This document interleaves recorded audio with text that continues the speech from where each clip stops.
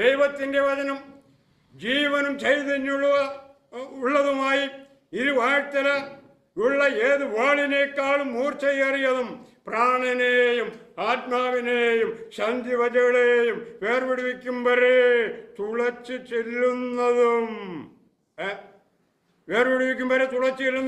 ഹൃദയത്തിൻ്റെ ചിന്തനങ്ങളെയും ഭാവങ്ങളെയും വിവേചിക്കുന്നതുമാകുന്നു. എന്നിട്ട് പറയുക, അവന് മറഞ്ഞിരിക്കുന്ന ഒരു സൃഷ്ടിയുമില്ല. ദൈവവചനത്തിന് മറഞ്ഞിരിപ്പാൻ ഒരു വ്യക്തതയ്ക്കും കഴിയില്ല. അതാണല്ലോ ഈ പ്രശ്നം മുഴുവൻ. എന്തെങ്കിലും പറഞ്ഞു പോയി കഴിഞ്ഞാൽ ഇങ്ങോട്ട് കയറും.